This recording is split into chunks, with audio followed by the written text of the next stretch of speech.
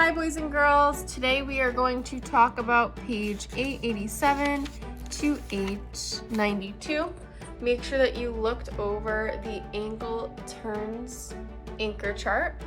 That will definitely help you with this lesson, and then you can use it to finish the pages that we do not, or the questions that we do not do together.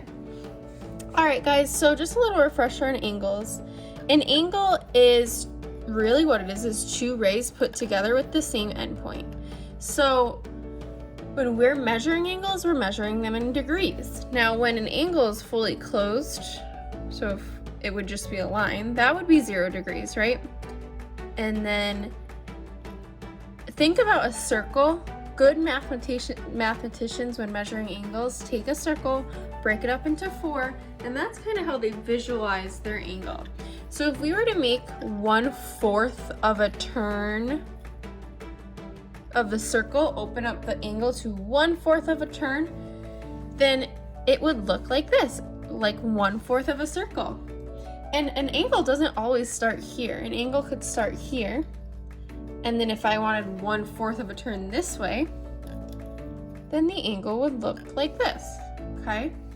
If the angle started there and I needed 1/4 of a turn, an angle would look like this, okay? It just looks like 1/4 of a circle. Now, if I wanted an angle that was half of a turn, then it would turn halfway around the circle. 3/4 of a turn, okay? And really, it's turning this way, so it would look like this. And this arrow will help guide you for all, when you're looking at angles, when you're measuring angles, and when you're deciding the turn. All right, so here's another visual on page 887. We have our 2 rays and then the endpoint here to create an angle. And then here's a visual of 1/4 of a turn, a 1/2 of a turn, and then a full turn all the way around. So let's complete page 889 together. So number 3. Well, actually, we're going to complete 889 to 890 together, both pages. So 889, number 3, it says draw an angle with a measure less than 1/4 of a turn. Okay, well, we know what 1/4 of a turn looks like. It looks like this, right? It's a right angle, or a 90-degree angle, and you probably remember that from last year. So if we made it a little less, then it would look something like this. It could be here, it could be here. Anything less than 1/4 of a turn or less than 90 degrees would be in between these 2 red lines here, these 2. So I'm gonna draw my ray this way, and then I'll put this one here. Okay, draw an angle with a measure greater than 1/4 of a turn. Okay, I'm gonna draw my ray here. I'm gonna draw my imaginary 1/4 of a turn. And then, let's see, I'm going to draw a ray greater than 1/4. It could be anywhere greater. This one's past 1/4, so the angle would be turning. If it was 1/4 like this, it would be turning, and that's greater than 1/4. Okay, we are going to draw the lines to match each figure to its description. Number 5, it says an angle with a measure greater than 1/4 a turn, but less than 1/2 a turn. So let's find that one. Well, we know that this one is 1/4 of a turn. I'm gonna go through and add that. Number 6 is 1/2 of a turn. Number 7 looks like it's less than 1/2. And then number 8 looks like it matches, here I'll write 1/2 there. It matches the first definition, an angle with a measure greater than 1/4 turn, but less than a 1/2 turn. Perfect, this one's greater than 1/4 and less than 1/2. It falls right in between. The next one, an angle with a measure less than 1/4 a turn. Well, we just said that number 7 was less than 1 turn, so there we go, I'm gonna match this here. An angle with a measure of 1/4 of a turn, and then an angle with a measure of a 1/2 turn. Here we go. Okay. Number 9, draw the hands on the clock below to show 5 o'clock. Okay, I'm going to draw my endpoint, my ray pointing to 12 for a clock, and then my little hand pointing to the 5 for 5 o'clock. Describe the measure of the angle formed by the hands of the clock.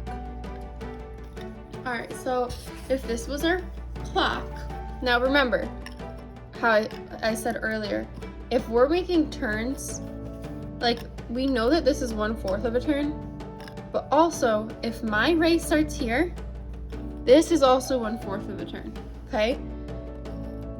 If my ray starts here, this is also 1/2 of a turn, okay? 1/2 around a circle, okay? So in our 5 o'clock picture, our ray starts here, and it's asking us to describe the picture. Well, we know that the little hand made 1/4 of a turn, and then I would say it's about almost to 1/2, but not quite. So the way I would describe it is that it's greater than 1/2, or greater than 1/4 of a turn and less than 1/2 of a turn. The hands of the clock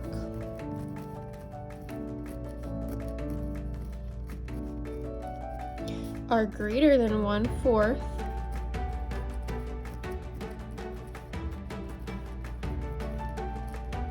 turn and less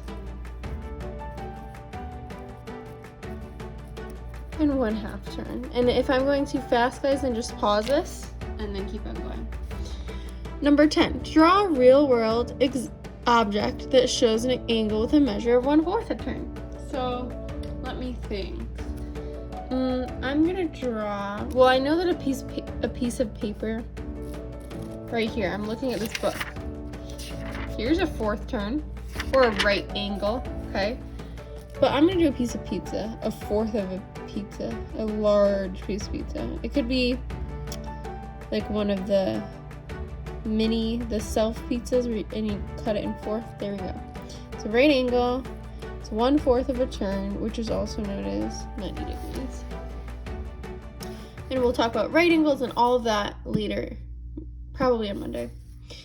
11. Draw 2 angles that share a common endpoint and a common ray. Together, they should form an angle with a measure of 1/4 of a turn. Okay, so our 2 angles have a common endpoint, there's an endpoint, and a common ray. I'm gonna have this as our ray, and they have to equal 1/4 of a turn. So here's one of my angles. This is gonna be angle number 1. If I wanted to make this into an angle that equals 1/4 of a turn, there you go. You see how it's 1/4? Here's angle number 2. Okay. And number 12. How can I describe an angle's measure? Well, I know after this lesson that I can describe an angle's measure by comparing it to a 1/4 of a turn, a 1/2 of a turn. I also know that an angle is measured in degrees. So I'm going to write, I can compare an angle to a 1/2 turn, a 1/4 turn, and I know that angles are measured in degrees.